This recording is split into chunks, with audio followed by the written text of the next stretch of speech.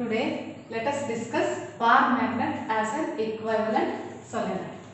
Now you have learned what is bar magnet and what is solenoid in the previous chapter. So I will recall this bar magnet.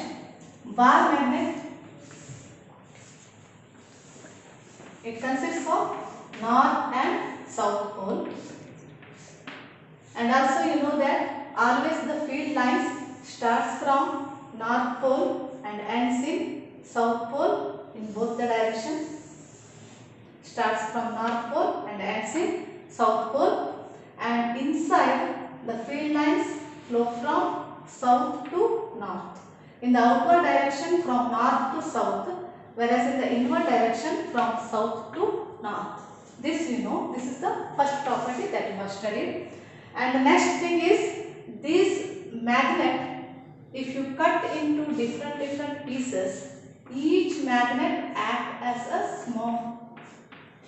small magnet like this, and with weaker property of the magnet that becomes weaker. Now the third property, if you draw a tangent to any point, this tangent gives the direction of the magnetic field. This is the third property that you have studied, and you have to resemble this with the solenoid. So before going to this one, what is solenoid, that I will take. This also you have studied. See, solenoid is one, it consists of a long wire wound on a metallic core, such that the circular loops, the neighboring loops will be closer to each other. Here if the current is flowing in this direction like this, and it goes here,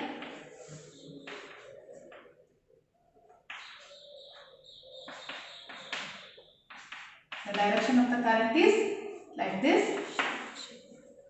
Now how this behaves as a magnet, that I will tell. The field lines are inside here.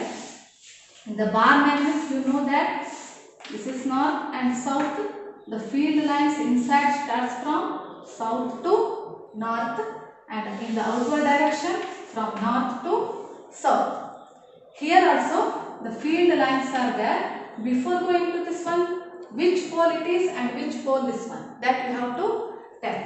So if you take clockwise direction and anti-clockwise direction. Now in the clockwise direction, which pole it is? I will write south. See here, south, like this now. This is the direction. This is south. If it is clockwise, the direction is south. And if it is north, anti-clockwise direction, this resembles north pole. See here, the direction is like this and this is the direction. Now this you have to remember, always in clockwise this shows south pole, and in the anti-clockwise it shows north pole. Therefore see here, this is clockwise, each one is clockwise. I will take this like this, like this. This resembles as a small magnet. This is, the direction is like this, therefore it represents south pole. This is south pole, whereas from here this is north pole. So for this one, so let us consider a circular loop like this. So here if you observe from this side, this is a clockwise direction, and the same current, imagine that the current is flowing like this, and if you observe from this direction, it shows in the opposite direction. That means one is clockwise, and if you observe from this side, it looks anti-clockwise. Therefore this circular current carrying loop behaves as a magnetic dipole. This you have studied in the previous chapter, that is, circular carrying current loop behaves as a magnetic dipole. Now we have to derive the expression for magnetic field of a solenoid.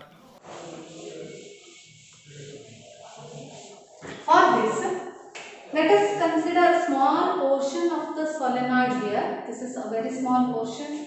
One loop is here and another loop is here. So this is, imagine that full solenoid it is wound on a metallic core. Here this is the axis of the solenoid. This is the axis and O is the center of the solenoid. O is center of the solenoid and this is the axis. Now let us consider the point P on the axial line. P is a point on the axial line of the solenoid. O is the center and A is the radius of the solenoid. So I have written here. So all these things is clear now. 2L is the length of the solenoid. This full length of the solenoid. A is the radius of the solenoid and X is the distance from the center to the elementary portion. X is the distance from center to this elementary portion. This elementary portion is considered for our calculation. X is dx is the thickness of this elementary portion. Okay. Now, at the point P, we have to calculate the magnetic field. So let us derive the expression for the magnetic field at point P. Okay. Now N is the number of turns per unit length. N is the number of turns. Number of turns is N. Number of turns N per unit length is 2L. Here we have considered 2L as the length of the solenoid. Therefore, number of turns per unit length. This is equal to N and 2L. I will replace this with the dx because I have considered only small portion of this one for our calculation. So replace this with dx. So N is equal to what? N divided by dx. Or number of turns N is equal to small n into dx. Okay. So I will write this one here. N is equal to small n into dx. This is helpful for our next part. And also you have learned in the previous chapter magnetic dipole moment associated with the current loop is M is equal to N into I into A, where N is the number of turns, I is the current and A is the area vector. And also you have studied magnetic field on the axis of a circular current loop. Expression dB is equal to mu naught Ni R square divided by 2 x square plus R square raised to 3 by 2. This expression we have already studied. Now here x, there we have considered the distance, this distance, and you take this distance from O to P as R. And right here the distance between O to P is R. This is R. So this distance they have taken as x in the previous derivation. And R is the radius, but here instead of R we have considered here A. So here in this derivation x, replace x with small r and then R with A. R is the radius, there we have considered, but here radius I have taken as A. Okay, now what this expression becomes? dB is equal to, this is equal to mu naught and replace this N with N into ds for elementary portion and I as it is. This R square, mu naught N I R square here divided by 2 into x square plus R square. So x square, here for this distance, x is the distance from center O to elementary portion. From P to elementary portion distance we want to calculate. From P to elementary portion, let from P to O distance is R and elementary portion to center distance is x. Therefore, the total distance from P to elementary portion is r minus x. Minus x square is there, r minus x whole square, plus this is the radius, it is a square raised to 3 by 2.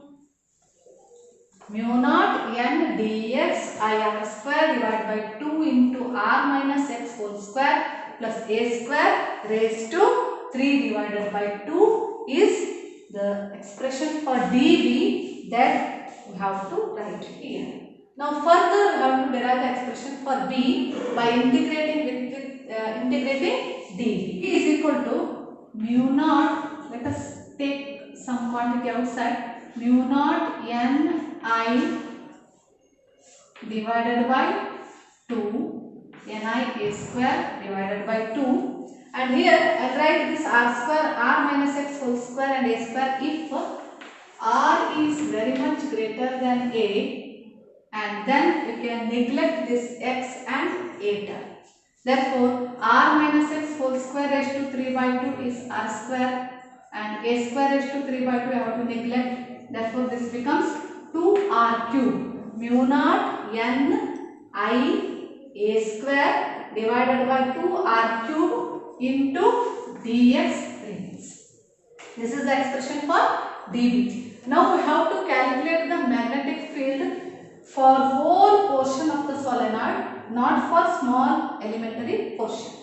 See here, therefore the magnetic field B is equal to integration of dv.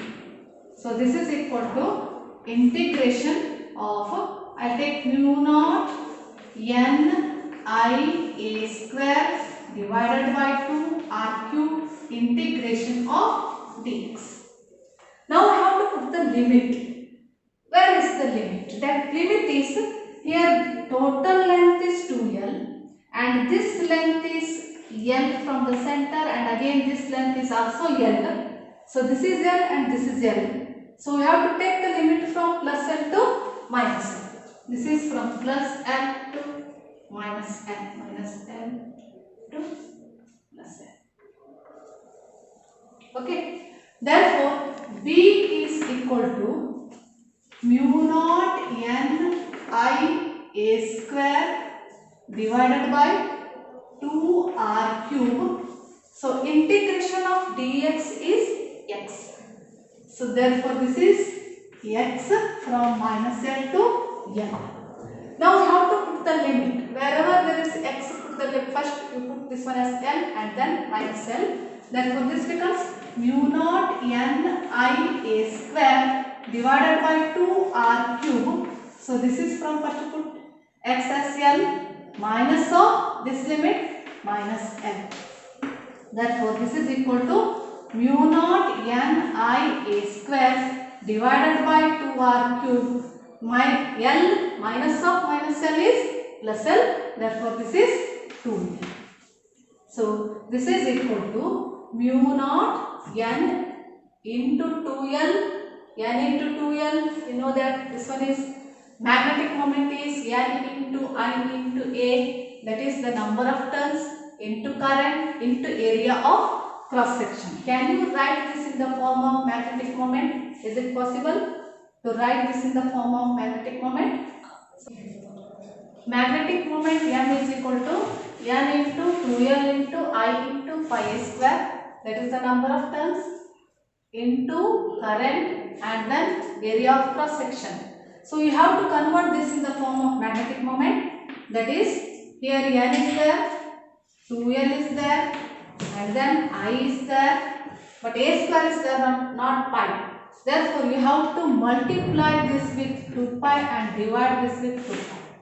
So that we will write this in the form of magnetic moment.